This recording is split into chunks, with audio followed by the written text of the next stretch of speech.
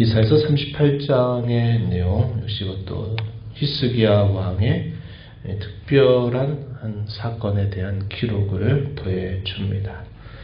우리가 잘 알고 있는 내용이죠. 히스기야가 병이 들어서 죽게 된 그 사실이 자신에게 알려지게 되면서 하나님 앞에 간절하게 기도하였더니 하나님께서 그의 질고를 치유하시고 그에게 15년이라고 하는 세월을 더 살도록 그를 인도하셨다는 것이 소개가 됩니다.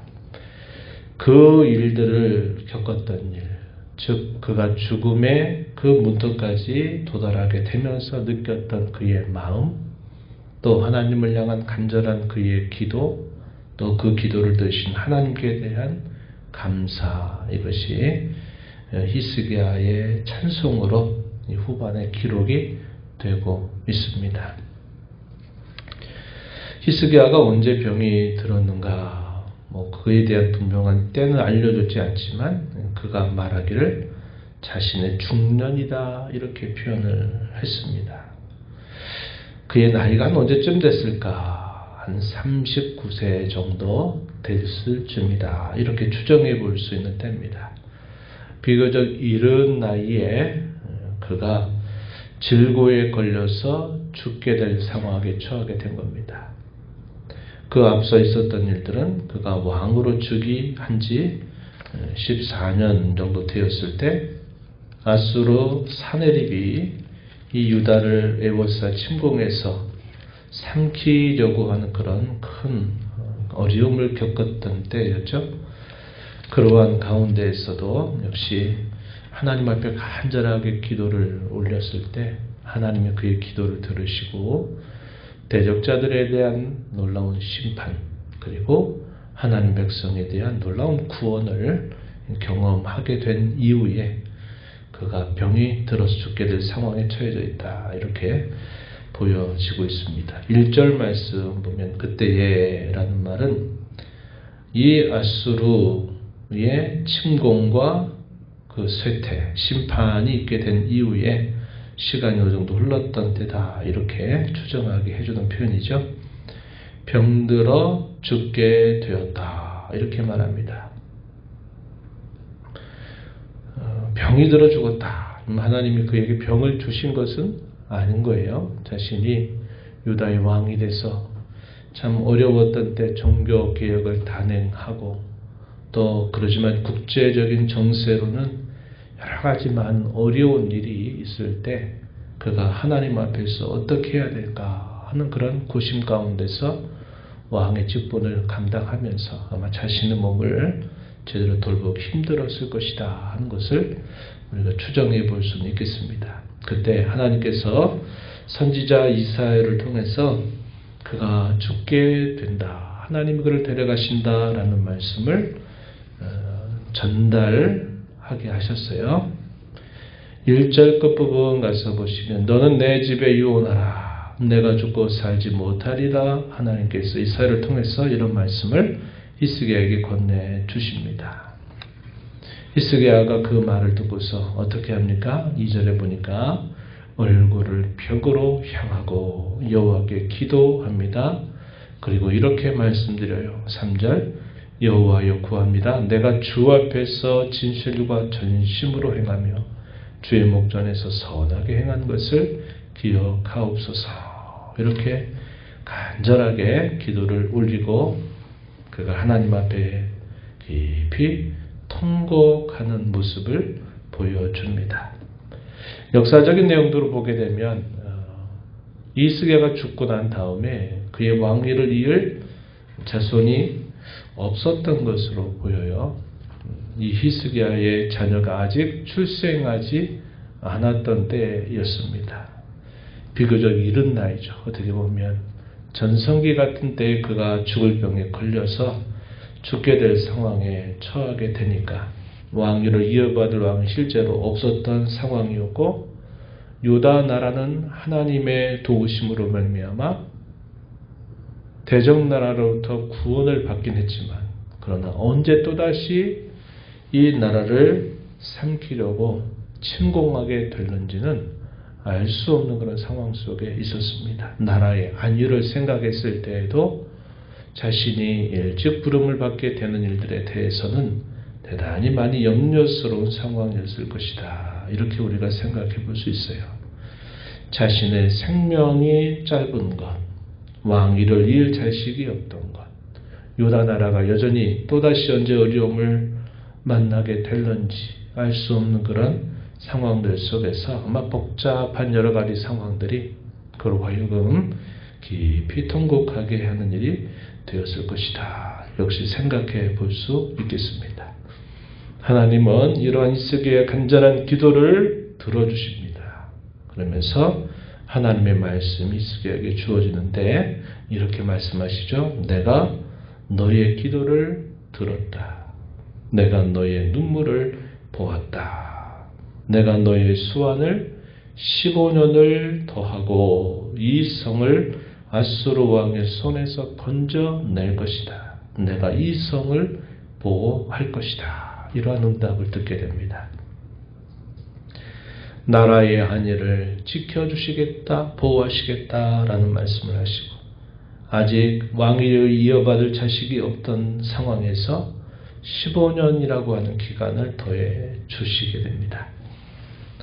이러한 경우도 매우 특별한 경우죠.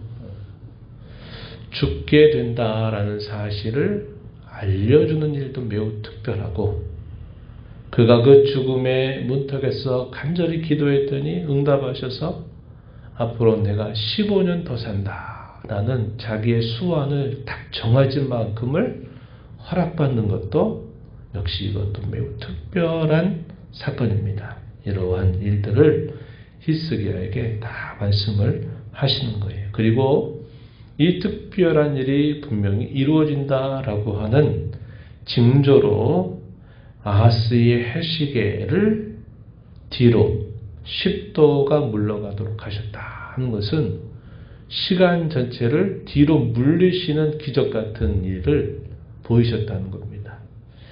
이것은 단순히 유다 나라에 해당되는 것만 아니라 이 해시계가 뒤로 물러갔다라는 말은 전체의 모든 시간을 하나님이 뒤로 돌리셨다 이 말이죠. 해시계가 뒤로 가려면 어떻게 될까요? 해가 이렇게 가는 것이 뒤로 물러간다 이 말이에요. 이런 기적 같은 일이 히스기야를 살려주시겠다 하신 하나님의 약속에 대한 증표로 이것을 하나님이 징조로 보여주셨다는 겁니다. 이 얼마나 놀라운 일이에요.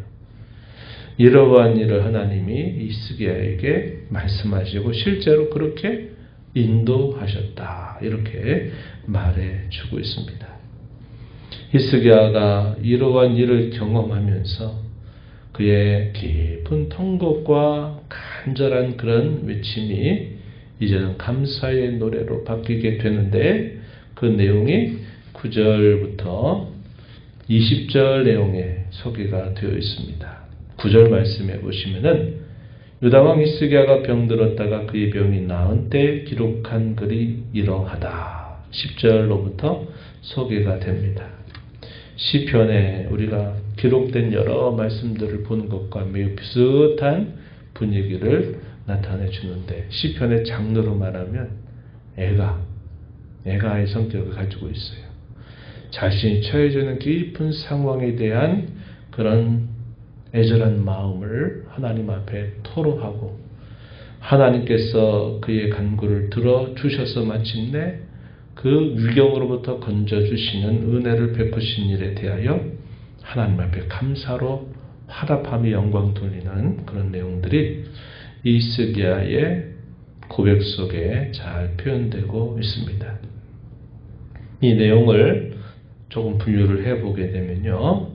죽음 앞에서 그가 어떠한 절망감을 느꼈는가 하는 것을 먼저 표현해 줍니다. 10절 말씀에 나의 중년의 비교적 이른 나이에 어떻게 보면 전성기 같은 그런 나이죠. 39살 정도 됐을 때 수월의 문, 죽음의 문 앞에 들어가고 나의 여생을 빼앗기게 되리라. 이어진 11절 말씀에 보면 내가 다시는 여호와를 배웁지 못할 것이다. 산자의 땅에서 다시는 여호와를 배웁지 못할 것이고 세상의 거민 가운데 한 사람도 다시는 보지 못한다. 이렇게 표현하고 있습니다. 산자의 땅. 어떤 땅이라 그는 생각할까요? 여호와를 더 뵙고 싶어하는 그의 마음이 간절한데 이제 더 이상 자기가 살아있는 땅, 이런 산자 있는 땅에서는 여호와를 배우지 못한다 한 것에 대한 깊은 안타까움, 이것이 표현되고 있습니다. 이 말은 하나님을 위해서 더 살고 싶어하고 하는 그의 마음이 표현이 되어 있다. 우리가 읽어볼 수 있는 말이죠. 종교개혁을 단행해서 그 종교교육의 열매가 잘 맺어지는 것도 봐서 온 나라와 백성들이 하나님을 잘 섬기는 그런 모습도 보고 싶은 것이고, 위기에 처해져 있는 나라가 구원을 받긴 했지만 여전히 그 위기는 계속 있는 상황 속에서 나라의 안위가 보존되기를 바라는 그의 마음, 자식이 없던 상황 속에 또 자신이 죽게 되면 왕위를 이어받을 이 일로 인하여 또 닥치게 될 여러 혼란들, 이런 것들이 대단히 그를 여러 가지 어려움에 처하게 했을 것인데, 그가 이러한 표현들을 말해주는 것은 자신이 더 살면서 이러한 일들을 잘 감당하고 싶어하는 그의 간절한 마음이 표현되어 있다. 이렇게 볼 수 있겠습니다.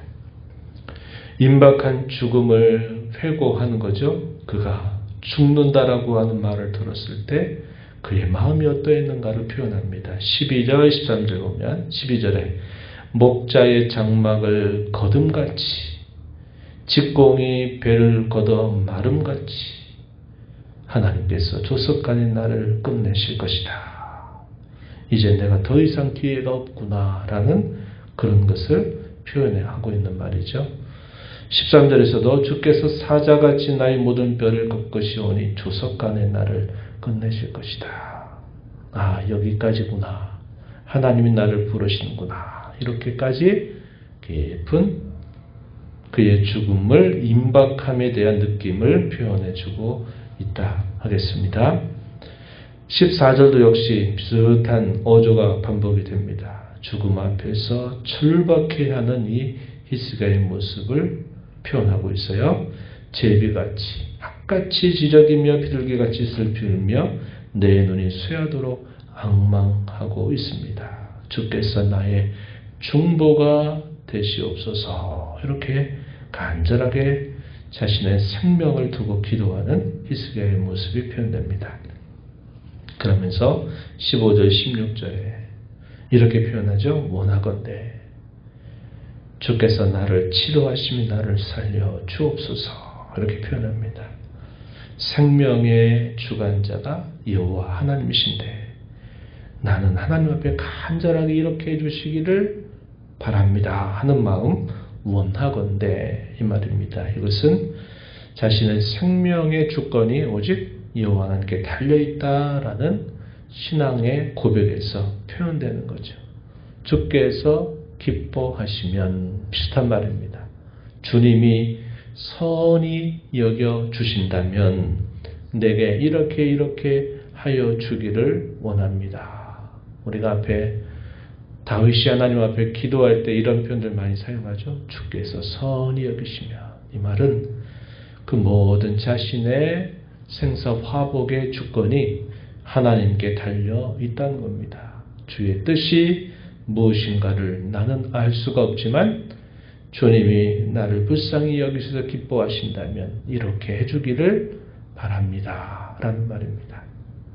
이것은 하나님께 대한 원망의 태도가 아니라 하나님이 이렇게 해주신다면 저는 정말 좋겠습니다 라는 것을 아뢰는 태도죠. 이렇게 자신의 절박한 그 마음, 벽을 얼굴에 벽에다가 얼굴을 대하면서 그렇게 간절하게 기도했던 자신의 모습을 회고하고 있는 부분이에요.